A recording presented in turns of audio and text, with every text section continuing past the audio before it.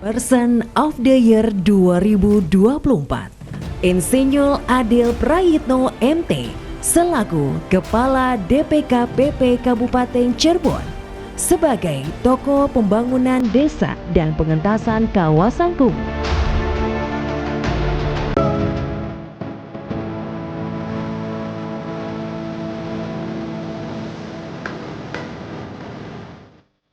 Halo pemirsa RCTV, Sanofia Apne kembali menyapa Anda di Bincang Santai bersama dengan tokoh-tokoh hebat yang ada di Cirebon. Luar biasa, hari ini kita akan berbincang bersama dengan Bapak Haji Adil Prayitno selaku Kepala Dinas Perumahan, Kawasan Permukiman dan Pertanahan Kabupaten Cirebon. Assalamualaikum Pak. Waalaikumsalam warahmatullahi wabarakatuh. Gimana kabarnya Pak? Alhamdulillah, gimana Bu Novi, sehat? Alhamdulillah, ini bersemangat Pak karena pengen ketemu dengan Pak Kadis nih ya. Wah, ini banyak yang ingin saya ketahui tentang Pak Adil Prayitno nih. Boleh dong Pak cerita ya Pak ya. Ini bagaimana kisah sukses Bapak, kemudian juga bagaimana dari dinas sendiri yang sedang difokuskan capaian-capaiannya. Wah, ini panjang nih sepertinya Pak. Oke, mengenal lebih dekat sosok Pak Adil Prayitno. Pak asli dari mana sih Pak? Asli saya dari Indramayu. Indramayu, Indramayu Pak. Indramayu. Oh iya, oke. Kemudian perjalanan karir sampai di Cirebon ini bagaimana tuh Pak? Awal memang dari SMA saya di SMA 2 Kota Cirebon. Oke. Kemudian saya kuliah di Bandung. Tahun 1994 diperbantukan dari Provinsi Jawa Barat ke Kabupaten Cirebon. Oke, orang pilihan nih ya. Alhamdulillah. Oke. Cirebon. Nah, kemudian tahun 1998 karena otonomi, nah sehingga tetaplah jadi pegawai pemerintah Kabupaten Cirebon itu sampai sekarang. Sampai sekarang. Oke, udah lama sekali ya Pak ya. Sudah ini lama berpindah sekali. ke Kabupaten Cirebon Pak. Kabupaten Cirebon, alhamdulillah. Memang awal ditempatkan di Dinas PU Kabupaten Cirebon. Nah, terus 98 di Dinas Bina Marga Kabupaten Cirebon. Berpindah-pindah. Kemudian tahun 2025 saya dipercaya untuk menduduki di Kasubag Penyusunan Program Sekretariat Daerah Kabupaten Cirebon. Tahun berapa itu Pak? Tahun 2005. 2005. Ya, alhamdulillah ada kepercayaan juga dari pemerintah Kabupaten Cirebon untuk ditugas belajarkan. Ditugas belajarkan Ya, tahun itu. 2000. 2000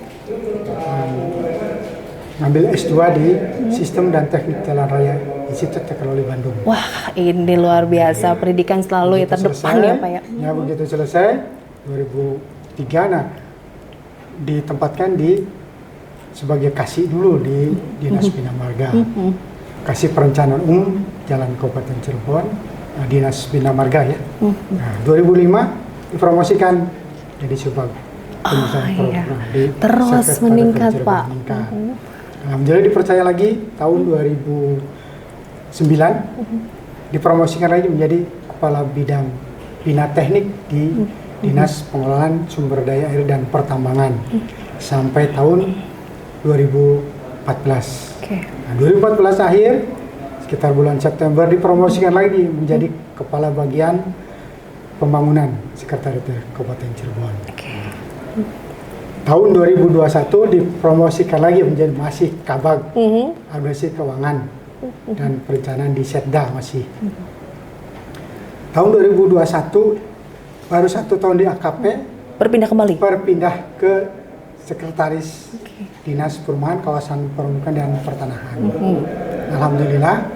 Setelah tahun itu 2022 akhir, nah itu dipercayakan kembali untuk menduduki sebagai Kepala Dinas Perumahan, Kawasan Permukiman dan Pertanahan sampai sekarang. sampai tahun ini ya Pak ya di DPKPP. Oke, Pak, suka dukanya Pak ini berpindah-pindah tempat dari dinas satu ke dinas satu lainnya gitu Pak. Ini gimana sih Pak menyesuaikan dirinya, pekerjaannya juga berbeda pasti. Kita sebagai pegawai negeri sipil harus bersedia ditempatkan di mana saja dan mengikuti tugas pokok yang ada kita tempatkan di situ.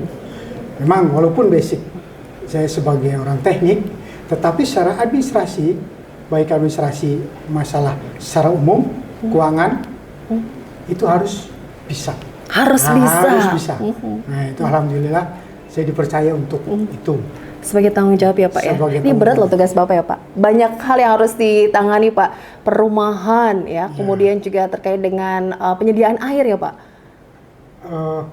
Awalnya ya, begitu saya jadi sekretaris mengenai spam masih ada di sini. Oke. Waktu itu kepala dinasnya masih Pak Agas, itu menangani spam. Oke, kemudian Begitu 2022, nah itu semua berpindah ke Oke, terpisah jadi apa ya? nah, berpindah ke PUTR. Nah, jadi sekarang berfokus menangani perumahan, kawasan permukiman dan pertanahan. Oke. Jadi semua perumahan developer mengajukan set plan-nya itu di sini sesuai dengan keperuntukannya. Misalnya itu yang terbangun 60%, 40% adalah fasos-fasumnya. Nah, kitalah yang mengesahkan di sini. Oke, langsung ke sini ya Pak ya pengurusannya. Oke. Data yang dimiliki dari Dinas Sendiri ada berapa banyak perumahan yang ada? Sampai saat ini ada 570 perumahan yang sudah diserahkan menjadi aset pemerintah Kabupaten Cirebon itu 95. 95. Jadi masih sangat jauh. Nah, kita pun berusaha untuk agar developer segera menyerahkan karena kasihan penghuni. Iya. Nah, kalau misalnya tidak diserahkan, siapa yang memelihara PSU-nya? Nah, Iya, itu. iya, betul. Itu kan, ya, alhamdulillah. Dari 95, karena kita juga mengingat anggaran dari APBD Kabupaten Cirebon sangat minim, sehingga sampai tahun 2024 baru menangani 33 perumahan. 33 perumahan. Dari 95 yang sudah diserahkan. Secara keseluruhan masih sangat jauh. Makanya kita selalu Terus masif ya Pak? Ya, terus melakukan istilahnya Himbauan, teguran, himbauan agar segera menyerahkan. Banyak juga perumahan-perumahan yang ditinggalkan sama developer. Nah, tetapi audiensi dengan penghuni, kita lakukan audiensi. Nah, akhirnya kita lakukan dengan serah terima sepihak. Iya. Nah, itu karena pemerintah daerah mempunyai kewenangan diskresi. Kasihan masyarakat. Betul, kamu nunggu-nunggu ya Pak ya? Ya, nunggu-nunggu sampai beberapa tahun gitu kan. Akhirnya kita lakukan audiensi. Yang penting warga bersedia untuk menyerahkan fasos-fasumnya. Reaksi dari warga ini sudah biasa ya Pak ya? Sudah biasa, sangat senang sekali. Apalagi kalau misalnya tidak dipelihara, ya mereka kan sudah bayar PBB. Iya. Nah itu, bayar PBB, terus yang memelihara ini siapa? Akhirnya pemerintah daerah masuk ke dalamnya. Sehingga alhamdulillah masyarakat yang sudah diserahkan asetnya sudah terpelihara. Nah kita pun karena keterbatasan anggaran dari Kabupaten Cirebon, kita juga mengajukan anggaran ke provinsi maupun ke pusat.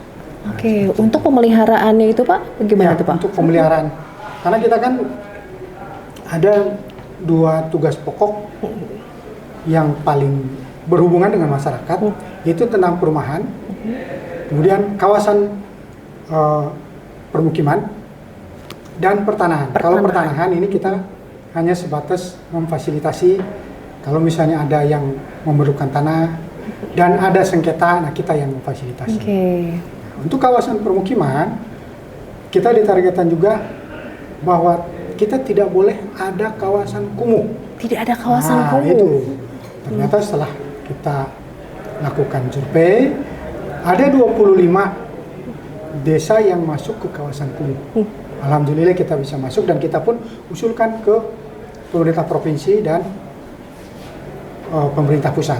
Alhamdulillah tahun 2023 untuk penataan kawasan di Desa Ambulu, alhamdulillah istilahnya sudah tertata dengan baik. Oke, ada progres ya Pak? Ada progres dan sudah selesai dan selalu setiap tahun ada tambahan anggaran.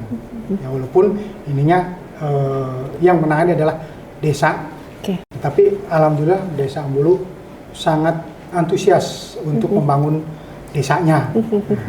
Untuk tahun sekarang 2024 ini ada bantuan dari pemerintah provinsi melalui dinas Perkim provinsi, yaitu penataan kawasan di Siti Binangun. Siti Binangun. Ya, Siti Binangun.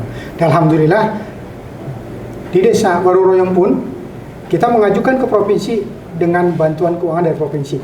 Alhamdulillah ada juga penataan kawasan kumuh. Banyak peningkatan ya Pak ya? Ada banyak Di bawah peningkatan. kepemimpinan Bapak juga nih Pak Adil Alhamdulillah. di selaku leader di dinas ini ya Pak ya? Alhamdulillah. Yang difokuskan selama tahun 2024 banyak Pak. Capaian-capaiannya, apalagi nih Pak yang belum tercapai? Yang belum tercapai memang usulan-usulan dari desa kita sudah melakukan, tetapi tumbuh kembang dari terutama dari pihak desa untuk melakukan minimal data dari desa-desa itu mana yang tidak bisa ditangani oleh desa untuk diusulkan ke pemerintah kabupaten penanganannya. Memang kewenangan semua ada di desa. Kewenangan. Sehingga kalau misalnya tidak bisa ditangani oleh desa, kita juga sering keliling desa, silakan usulkan. Nah, gitu karena kita pun alhamdulillah tahun 2024 ada 118 desa yang ditangani oleh pemerintah kabupaten melalui bantuan keuangan dari provinsi. Nah, itu alhamdulillah. Jadi tahun sekarang desa yang ditangani oleh dengan bantuan keuangan 180 desa dan secara kawasan itu ada satu itu di desa Baruroyong tersebut. Semakin maju desa-desa di wilayah Kabupaten Cirebon Dulunya ini ya desa Pak? tidak mau dibilang kumuh. Tidak mau. Oh begitu ada masuk anggaran, saya juga mau. Nah gitu kan akhirnya ya silakan ajukan proses-proses. Siap juga dari dinas ya Pak ya untuk membantu ya. Membantu memfasilitasi baik dari perencanaan maupun usulan. Bapak berpengaruh sekali ya Pak ya ini untuk bisa mengembangkan desa-desa yang ada di Kabupaten Cirebon juga nih Pak. Alhamdulillah. Tanggung jawab ya Pak. Tanggung jawab. Oke, jadi tidak salah juga Bapak ini sebagai tokoh pembangunan desa nih Pak. Iya. Tahun 2024 ini capaian yang luar biasa Bapak raih ya. Pak Adil Prayitno, bangga tidak sih Pak dengan sebutan tokoh pembangunan desa nih Pak yang berhasil untuk membangun desa-desa juga ini ada kontribusi besar dari Bapak. Alhamdulillah ini pun berkat bimbingan dari pimpinan tertinggi baik Bupati maupun Pak Sekda, karena tanpa bimbingan beliau-beliau ya kita menjalankan tupoksi tidak mungkin bekerja sendiri. Begitu juga dukungan dari staf dari KB, dari sekretaris gitu kan, dari subkor semua mensupport agar tupoksi yang ada di PKPP berjalan sesuai dengan yang sudah Oke, apalagi untuk tahun 2025 ya Pak ya. Ini sudah ada di depan mata, banyak program juga yang dimiliki Pak. Oke, kita tunggu ya Pak ya. Kita akan lanjutkan lagi pemirsa berbincang bersama Pak Haji Adil Prayitno selaku Kepala Dinas Perumahan, Kawasan Permukiman dan Perumahan Kabupaten Cirebon. Usai jeda berikut ini.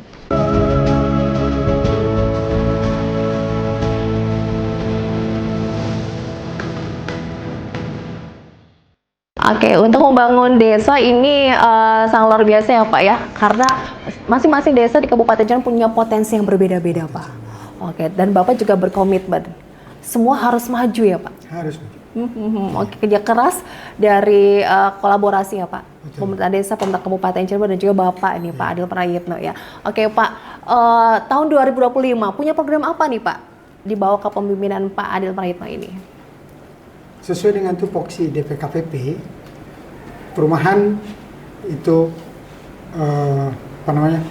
developer harus segera menyerahkan asetnya, PSU-nya ke pemerintah Kabupaten Cirebon. Kita ditargetkan tahun 2024 kemarin itu 10 perumahan. 10 perumahan. Alhamdulillah sudah bisa terlaksana. Mudah-mudahan di 2025 minimal sama, gitu kan? Karena kita mengejar dari 570 baru 95 yang sudah diserahkan. Sangat jauh ya Pak perbandingannya. Kemudian di kawasan permukiman kita menata kawasan kumuh. Dari 25 desa yang masuk kawasan kumuh, kita akan mencari anggaran baik provinsi maupun pusat. Biar Kabupaten Cirebon sudah bebas dari kawasan kumuh. Walaupun, nah ini tinggal mindset dari person masing-masing masyarakat. Itu yang paling susah. Paling susah ya Pak. Paling susah menumbuhkan jiwa dari masyarakat untuk bahwa kalau misalnya sudah ditata, jangan kembali ke seperti dulu. Nah, itu yang susah banget. Ya, oke. Nah, itu. Ini terkait dengan roti lahu juga ya Pak ya? Roti lahu. Alhamdulillah untuk roti lahu kita untuk 2025 dari BBRS itu kurang lebih yang sudah dianggarkan 324. Nah, kita usulkan untuk bantuan provinsi 1000 dan untuk pusat dari Kementerian PU 300. Nah, ini yang mudah-mudahan walaupun target yang 2024 sudah selesai, kita belum melakukan target kemudian minimal untuk 5 tahun kemudian 12.000. Tapi alhamdulillah kalau misalnya tahun pertama ini sudah mencapai sekitar 1.700, nah berarti kan 5 tahun kemudian itu akan tercapai juga. Oke, jumlahnya meningkat atau menurun tuh Pak untuk data yang mendapatkan roti lahu gitu Pak? Setiap tahun tergantung dari keanggaran dari provinsi dan pusat. Kalau di kabupaten juga ini fluktuasi. Paling naik turun sekitar 50. Itu tahun kemarin 450, sekarang 325. Ini tergantung dari anggaran di kabupaten. Makanya kita selalu usulkan. Tahun kemarin juga mengusulkan 1.200. Alhamdulillah turun tahun kemarin ya sangat kecil mungkin karena di provinsi banyak yang ditangani ya, cuma dapat 120. Pusat pun 184. Ya, kita usulkan lebih banyak lagi. Ya, mudah-mudahan tahun 2025 ya, dengan pemerintahan yang baru itu akan mengucur lebih banyak, lebih maksimal lagi untuk memberikan kesejahteraan, apalagi untuk warga Kabupaten Cirebon agar hidup lebih layak ya Pak ya, punya tempat tinggal yang nyaman begitu. Oke, Pak, tugas berat ya Pak sebagai kepala dinas di sini Pak, menangani banyak hal juga. Oke, sampai ada di titik ini, sudah puaskah Pak? Kalau puas, semua pasti manusia tidak akan puas dengan apa yang tercapai, ya kan? Keinginan pasti bertambah, tetapi saya alhamdulillah dengan kondisi saat ini, dengan kondisivitas di dinas DPKPP dan kepemimpinan yang selalu mendorong dan staf yang mendukung, alhamdulillah ya inilah DPKPP yang selama ini saya emban. Apalagi sekarang ada SK 3 Menteri, nah ini tugas berat lagi. Beda lagi tugas-tugasnya Pak. Dari Kementerian Pekerjaan Umum, Pekerjaan Umum sekarang jadi 2. Terpecah itu ya Pak? Ya, jadi 2. Pekerjaan umum, tadinya pekerjaan umum dan perumahan rakyat. Iya. Nah sekarang pekerjaan umum, kemudian menjadi perumahan dan kawasan permukiman, Kementerian PKP. Iya. Nah ini sama dengan tupoksi kita di DPKPP, plus dari Kementerian Dalam Negeri. Nah, ini seluruh Indonesia 3 juta rumah dalam 1 tahun. 3 juta rumah. 3 juta rumah. Makanya kita tumbuh kembangkan semua developer agar silahkan membangun rumah. Nah, ya kita belum membicarakan kalau dulu kan ada perumahan Korpi. Nah, ini kan dari pemerintah Kabupaten Cirebon, mudah-mudahan semua yang ya Korpri atau ASN sekarang yang di bawah masyarakat masuk berpenghasilan rendah, ini pun yang 3.000 untuk MBR, masyarakat berpenghasilan rendah 3 juta. Nah, itu Kabupaten Cirebon kebagian berapa? Belum, tapi minimal kita akan dorong developer untuk membangun masyarakat untuk perumahan untuk masyarakat berpenghasilan rendah. Oke, tertib juga gitu ya Pak ya, segera proaktif ya dengan aturan-aturan yang ada di pemerintah daerah Kabupaten Cirebon ini Pak. Oke, Pak, selama menjalankan karirnya, selama Bapak perjalanan karir kemudian hidup ini ya, siapa orang yang paling berperan penting Pak dalam kehidupan Pak Adil Prayitno? Ya tentunya cita-cita saya dari awal ya kedua orang tua. Alhamdulillah mensupport, silakan mau jadi apa saja. Nah, itu. Yang penting sekolah. Yang penting sekolah.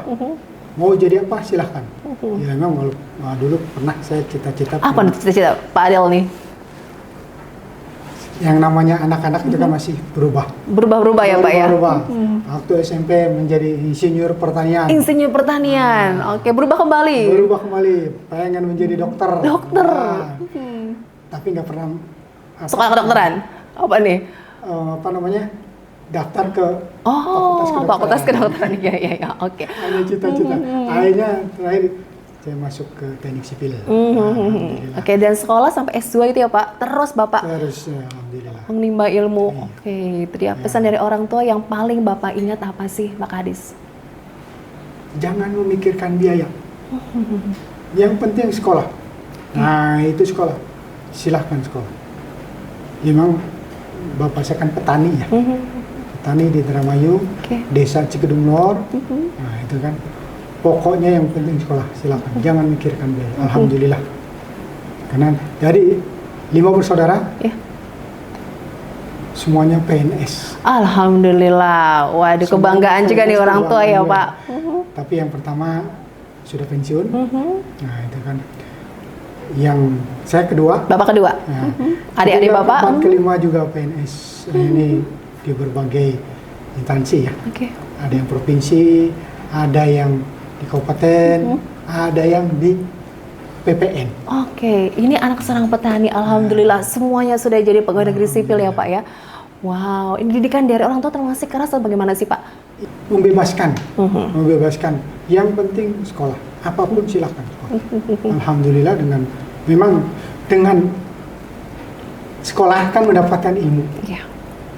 Insya Allah dengan ilmu, yang penting mengamalkannya sesuai dengan yang kita miliki, insya Allah bermanfaat ya Pak. Bermanfaat. Contohnya seperti saat ini ya Pak ya, manfaat sekali ya dengan keberatan Bapak di dinas ini sangat membantu ya kiprahnya Bapak. Ada lagi Pak yang ingin dilanjutkan sekolah terus Pak dari S2 mau lanjut lagi atau bagaimana nih Pak? Insya Allah. Masih ada semangat itu Pak? Semangat, insya Allah. Wah, keren ini ya. Ini motivasi yang lainnya juga nih ya. Jangan kalah nih sama Pak Adil ya. Apalagi masih muda-muda ya Pak Adil. Ini pun setelah menjadi pegawai ada dorongan dan support dari istri saya. Alhamdulillah. Begitu juga dari anak saya. Alhamdulillah sudah bekerja.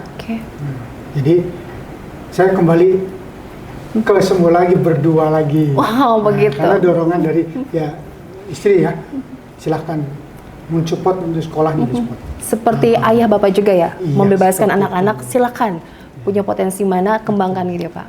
Betul. Wah, ini luar biasa ya. Bapak tuh, saya ngobrol dengan Bapak betah, adem gitu ya Pak ya. Ini kayak anaknya juga ini bisa diajak ngobrol seperti anak gitu ya Pak ya, ataupun teman ya. Bisa menempatkan diri tuh Bisa Pak. menempatkan diri. Nggak galak nih ya. Wah, ini kayaknya adem banget nih ngobrol sama Bapak ya. Oke Pak, harapan selanjutnya Bapak bagaimana nih Pak? Harapan selanjutnya saya bekerja sebagai aparatur. Insya Allah saya akan bekerja sesuai dengan kemampuan saya dan kepercayaan dari pimpinan serta support dari anak buah juga.